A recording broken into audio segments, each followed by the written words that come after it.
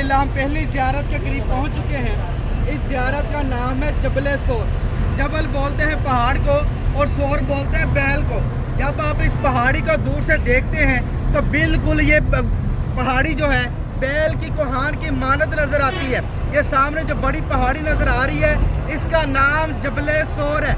इसके टॉप के ऊपर चोटी के ऊपर आप देखेंगे सीधे हाथ की तरफ आपको छोटा पत्थर पड़ा नजर आएगा, उल्टे हाथ की तरफ आपको जो बड़ा पत्थर पड़ा नजर आ रहा है टॉप के ऊपर चोटी के ऊपर, इसके नीचे गार है गार सोर, जहाँ पे हमारे नबी करीम सल्लल्लाहु अलैहि वसल्लम और हज़रत अबू बकर सिद्दीक़ रज़ियल्लाहु ताला अन्हु ने हिजरत के मौका पर 3 दिन 3 रातों का क़याम किया था।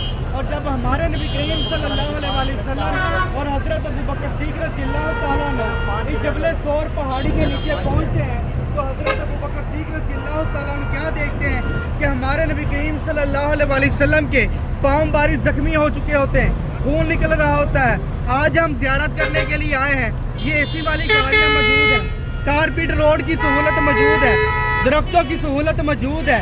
लेकिन जब हमारे नबी करीम सल्लल्लाहु अलैहि वसल्लम ने मक्का से मदीना की तरफ हिजरत की थी, काले नुकीले पहाड़ हुआ करते थे जिनके दरमियान से इंसान गुजरता, इंसान के दिल में खौफ आता। जब हमारे नबी करीम सल्लल्लाहु अलैहि वसल्लम ने मक्का से मदीना की तरफ हिजरत की, पंजों के बल चल कर आए, जिसकी वजह से हमारे नबी करीम सल्लल्लाहु अलैहि वसल्लम के पाँव बारी जख्मी हो चुके थे। और हज़रत अबू बकर सिद्दीक़ रज़ियल्लाहु ताला अन्हु अर्ज़ करते हैं या रसूल अल्लाह, आपके पाँव बारी जख्मी हो चुके हैं, लिहाजा मेरे कंधों पर सवार हो जाइए, मैं आपको पहाड़ की चोटी तक ले जाऊंगा। इस पहाड़ की जो ऊंचाई है वो 5413 फीट है। आजकल का नौजवान इस पहाड़ी पर चढ़ेगा कम से कम 2.5 से 3 घंटे उसे चढ़ने में लगेंगे और 1.5 से 2 घंटे वापस उतरने में भी लगेंगे। लेकिन हज़रत अबू बकर सिद्दीक़ रज़ियल्लाहु ताला की हिम्मत को भी सलाम है, उनके जज्बे को भी सलाम है कि उन्होंने हमारे नबी करीम सल्लल्लाहु अलैहि वसल्लम को अपने कंधों पर सवार किया और पहाड़ की चोटी तक ले गए और गार के बाहर इस नीयत से उतार दिया कि काफिर लोग तो मेरे नबी के जान के जानी दुश्मन बने हुए हैं, नाउज़ बिल्लाह मिन ज़ालिक, कत्ल करना चाहते हैं। मैं पहले जाके गार को अंदर से चेक कर लूँ ये गार मेरे नबी के काबिल है भी या नहीं है।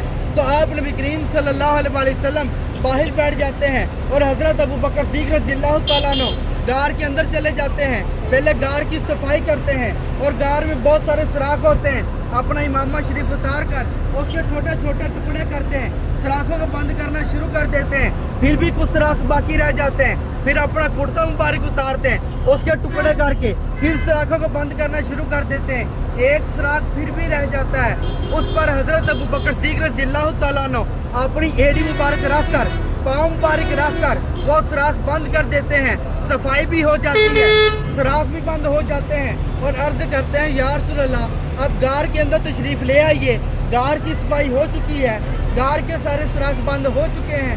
तो जैसे हमारे नबी करीम सल्लल्लाहु अलैहि वसल्लम गार के अंदर तशरीफ़ लेके जाते हैं तो क्या फरमाते हैं कि अबू बकर मैं थक गया हूँ, मुझे आराम करने की ज़रूरत है, मैं सोना चाहता हूँ। तो हज़रत अबू बकर सिद्दीक़ रज़ियल्लाहु ताला अन्हु अर्ज़ करते हैं या रसूल अल्लाह, मेरी गोद हाजिर है, मेरी रान हाजिर है, आप सर रख कर आराम फरमा लीजिए, आप सर रख कर सो जाइए। तो जैसे हमारे नबी करीम सल्लल्लाहु अलैहि वसल्लम अपना सर मुबारक हज़रत अबू बकर सिद्दीक़ रज़ियल्लाहु ताला की गोद में रख कर आराम फरमा रहे होते हैं, सो रहे होते हैं, और जिस सुराख पर हज़रत अबू बकर सिद्दीक़ रज़ियल्लाहु ताला ने अपनी एड़ी मुबारक रखी होती है, पाँव मुबारक रखा होता है, वहाँ से कोई जहरीली चीज़ डसना शुरू कर देती है। एक बार डसा, 2 बार डसा, लेकिन दर्द शिद्दत ज़्यादा हो गई, उसकी वजह से हज़रत अबू बकर सिद्दीक़ रज़ियल्लाहु ताला की आंखों से आंसू निकलना शुरू हो गए, जो हमारे नबी करीम सल्लल्लाहु अलैहि वसल्लम के चेहरे मुबारक पर गिर पड़े। तो